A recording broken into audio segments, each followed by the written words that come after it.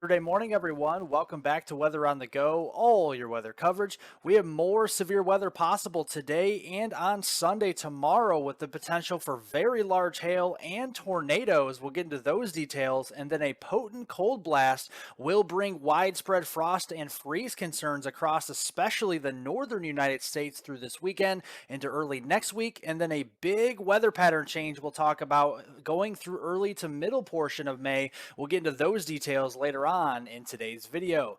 But looking here outside this morning, we have freeze warnings across the Missouri Valley back into the Central Plains. That's where temperatures are tumbling here going through this weekend. And even this morning, we're waking up into the low 30s here into Iowa, getting across Nebraska, the upper 20s up here into the Dakotas, Minnesota, northern Wisconsin, and that actually fishtails its way back westward into Montana, Wyoming, and northern Colorado this morning. And in fact, looking at the wind chills this morning out the door, we are back into the middle and low teens across North Dakota, getting into South Dakota, much of eastern Wyoming, and even single-digit wind chills up here into Manitoba and Ontario, Canada. So this is a fairly potent cold front here for this time of year, and you do see that cold front is making headway down toward the south and east as we go through the rest of this weekend. So much so that it's actually intersecting some pretty warm air down here across the East Coast and the Southeast, and that will promote some severe weather chances going in towards the Saturday and even that Sunday time frame. But if you guys are with me here on this channel, definitely be sure to subscribe to the YouTube channel down below. Again, you get detailed weather breakdowns here every single morning at 9 a.m., including Southern Canada, the United States, and the tropics. Definitely much appreciated. And also very important to press the like button down below. It helps to get all of this weather information out to as many people as possible. So I definitely appreciate all of the likes out there. But going through today, we have that slight risk for severe storms in two areas we're watching here. So south central portions of Texas, these will be mainly for some large hail producers, but we also have a slight risk across the mid-Atlantic into places like southeastern Pennsylvania, getting down through Maryland, Delaware, even eastern Virginia, and the eastern Carolinas, with that marginal risk that extends down into coastal Georgia and northern Florida down here toward the Jacksonville and the Orlando area through today. And looking here at the hazards of what these storms could bring, we do have the chance for some 60-mile-per-hour wind gusts, primarily with the higher chances across the East Coast, but I suppose we could see some microbursts or maybe some downburst type winds across south central Texas later on today. But the more significant threat down into south central Texas will be the very large hail. We actually could be seeing hailstones over 2 inches in diameter, so that will be something we'll keep an eye on. And we have a very small area there into Texas for tornadoes, so we'll be watching that, and also the tornado potential across the mid-Atlantic and the eastern Carolinas going through the day today. And the reason for this is because we have the moisture. So ahead of the cold front, dew points will be back into the 50s. We got the 60-degree dew points here as well, and that will kind of wrap itself back around across south central Texas through this afternoon, and that will contribute to some weak, perhaps maybe even moderate values of instability. So we have plenty of storm energy across these areas as that cold front comes in, and we have enough wind energy aloft. So this is your mid-level jet. And you can see that it's pretty strong back here into Texas, much of the southern United States, and kind of wraps back to the north across portions of the mid-Atlantic and the Carolinas as well. So that is something we'll keep an eye on going through this afternoon. So timing it out first down here into the southern plains with that first slight risk area. Noon time frame, we're very dry down here. We may have a shower or two up near the Dallas-Fort Worth area as that cold front drops to the south. But it's really as we get in toward late this afternoon and early this evening, right around the 6 o'clock time frame, we start to see supercell thunderstorms develop, and these initial storms will have plenty of energy for very large hail over 2 inches in diameter and perhaps a brief spin up tornado as well. That will continue through the evening toward the midnight time frame, and we still could be seeing some large hail producers, maybe an isolated tornado, and some damaging downburst winds up to around 60 miles per hour. But then as we go into your Sunday morning, if they're going out for work or anything like that, errands, going out to church, you definitely will be needing the umbrella out there across northern portions of Texas, southern Oklahoma, getting into central Arkansas. As that cold front drops to the south, it's going to be moving in here to North Texas, bringing some just general rain showers. I'm not too concerned about any severe weather by then, but definitely going to be bringing some cooler air. And then across the eastern United States, by the noon time frame here on the second slight risk area, we have a line of storms pushing through Virginia, getting up there into western Maryland, getting down through the central Carolinas. That will push its way farther to the east here with the development farther south with that line down in toward the Myrtle Beach, maybe the Charleston, South Carolina region as well through the 6 o'clock time frame this evening. A couple of isolated storms we'll watch as well down into coastal Georgia around the Savannah area, Jacksonville down to Daytona Beach, Orlando. Those areas may have a couple of storms through this evening, but this entire system and the cold front move offshore as we go through the midnight time frame into Sunday morning, and that means the storm chances will dwindle from west to east as that does occur.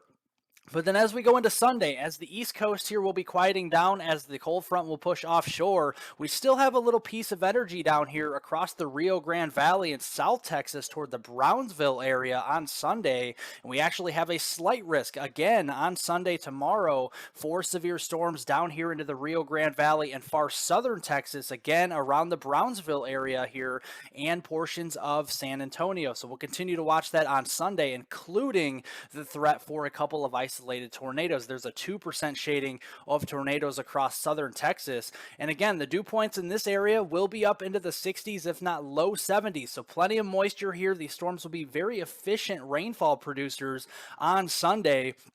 And we're going to have some moderate to perhaps strong instability values here with the oranges and reds. That's 2,000 to as much as 3,000 joules per kilogram of energy for storms Sunday afternoon across the Rio Grande Valley down here. So as that cold front drops south, again, just regular old rain showers, some rumbles of thunder across North Texas and the Red River here, 7 o'clock in the morning on Sunday. As we go toward peak daytime heating, this is midday, 1 o'clock, 2 o'clock in the afternoon, we start to see some widely scattered thunderstorms develop down here into southern Texas. These could pose a risk for some large hail, damaging downburst winds, and perhaps an isolated tornado. That will continue through the evening hours here on your Sunday tomorrow at 7 o'clock, with more of these storms pushing in closer to the Corpus Christi area and Brownsville, Texas, and maybe on up toward the north into the San Antonio region. So we'll be keeping an eye on those areas going through Sunday.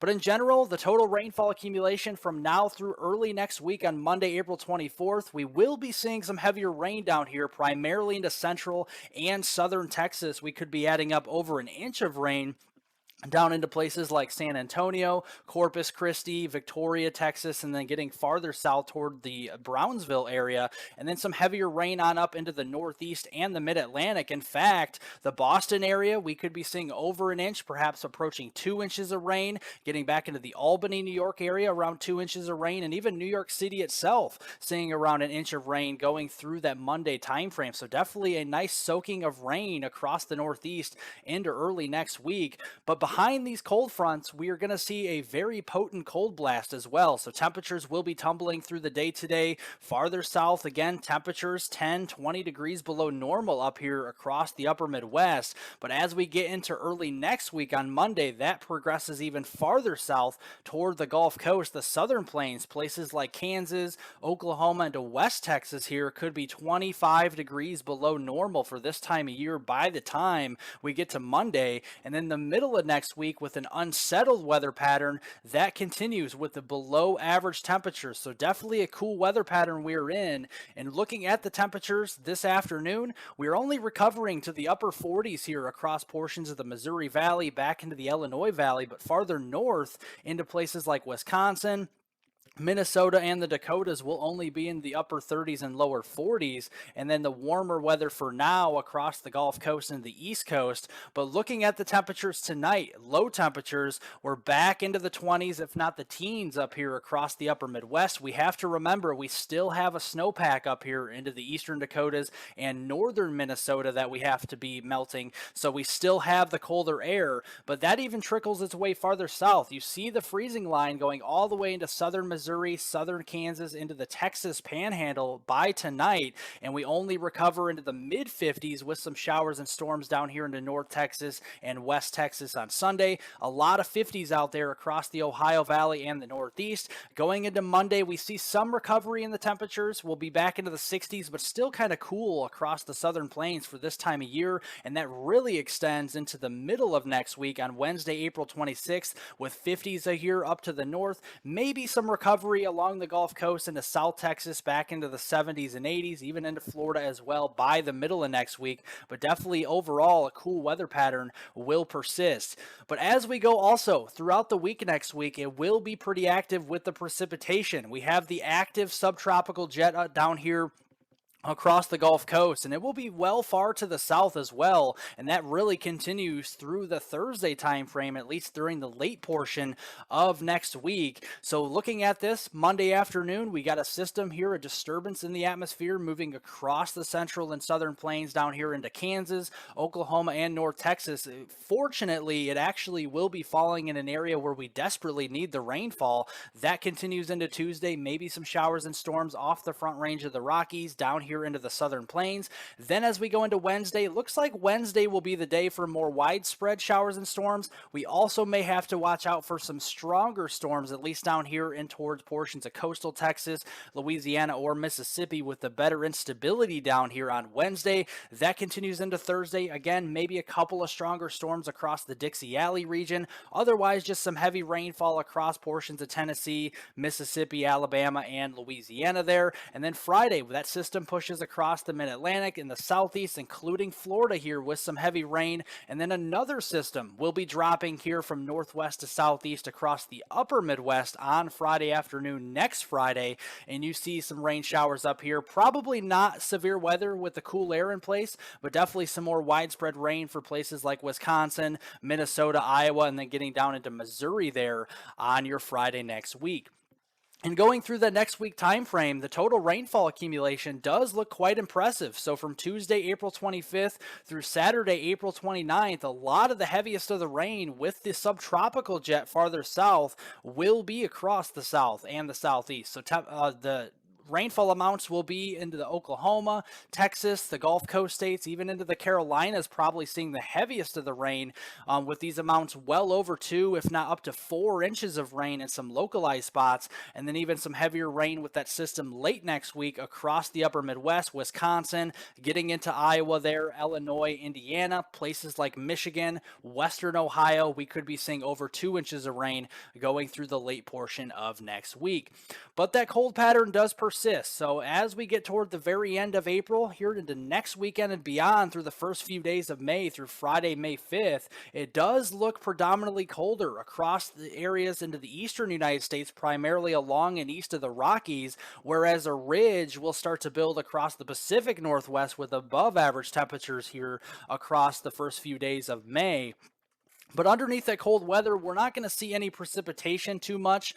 We may have some rain showers from time to time, maybe some snow showers farther north, but I don't think we're talking about any snowstorms or anything like that, but it will be generally below normal, and we'll have on either side of the country, the west coast or the east coast, a couple of troughs that could be bringing some active weather during the first few days there into May. And speaking of May, as we get into the second week in May, I'm getting a little bit more concerned about the weather pattern that is starting to take shape here on the longer range guidance. You do see that there's some colder temperatures across the western United States. That does indicate more of a trough starting to develop, and then ridging with warmer than average temperatures across the eastern 2/3 of the country. And if you remember back to late March and early April, this is an eerily similar pattern that looks to occur potentially toward the second week in May, during that May 5th through the 12th time frame. And you do see, with the warmer temperatures in the east, you'll also see a rise in dew points. So this is early May, during the first week in May here.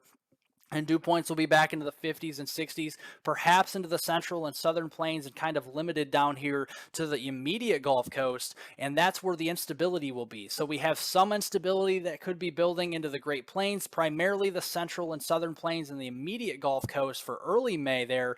And then as we get into the second week in May, toward the middle of May, dew points will be rising farther north, and they will also be rising in a big way with more 70-degree dew points, perhaps as far north as Oklahoma, Oklahoma, getting into Arkansas there, maybe even portions of southern Missouri. So definitely a more concerning weather pattern toward that time frame as more instability will begin to build farther north again into parts of the Midwest, the Missouri Valley, the northern plains perhaps toward the middle of May. So that is something to watch. And also we have to look at the jet stream orientation as well. So during the middle of May, that jet stream will be pushing its way farther to the north with that ridging across the east. Again, you have the jet stream stronger over the northern edge of the ridge, and this may open the door for maybe a windstorm or a derecho potential toward the middle of May here as we get closer to that time frame.